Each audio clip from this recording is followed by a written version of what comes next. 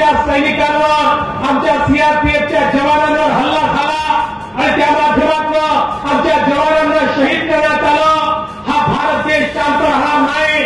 आमच्या पंतप्रधानांनी सांगितलंय, आमच्या एकेका शहीदाच्या मृत्यूचा, शहादतचा बदला भारत घेतल्याशिवाय राहणार नाही. हे बलिदान वाया जाणार नाही.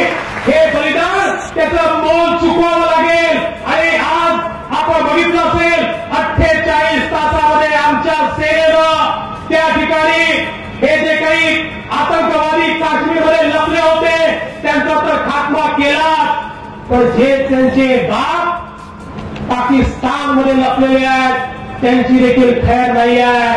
त्यांना देखील त्या ठिकाणी शोधून त्यांचा खात्मा केल्याशिवाय भारत चूक राहणार नाही.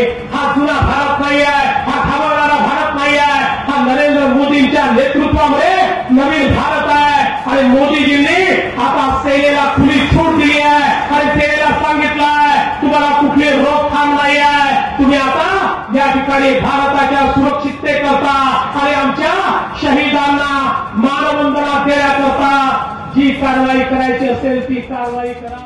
देशाच्या नाही जगाच्या इतिहासामध्ये इतकी मोठी आरोग्य विमा योजना कोणीच केली नव्हती. आजपर्यंत जगातली सगळ्यात मोठी योजना अमेरिकेची होती. त्यामध्ये देखील 10 कोटी लोकांना लाभ मिळत होता. मोदीजींच्या योजनेमध्ये 50 कोटी गरिबांना लाभ मिळतोय. जगातली सगळ्यात मोठी योजना आहे.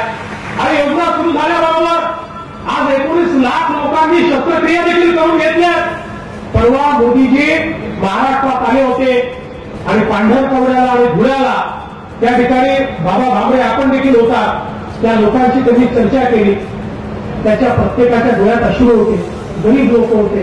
ते मोदीजींना म्हणाले, मोदीजी ही जर योजना तुम्ही केली नसती तर मरण्याशिवाय आमच्यासमोर कुठलाच पर्याय नव्हता. तुमच्या योजनेमुळे आम्ही आज जिवंत आहोत. हे उद्गार त्या ठिकाणच्या गरिबांच्या तोंडून आपल्याला पाहायला मिळाले. 98 आपल्या 2019 8 निवडणुका या ठिकाणी आपल्या झाल्या आणि त्यातील सर्व खासदारांना आपण चांगलं सहकार्य केला.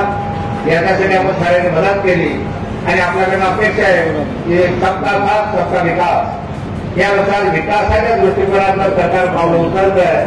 असं सहकार्य भावी कालखंडामध्ये विकासासाठी आपण द्यावं. जय हिंद, जय महाराष्ट्र.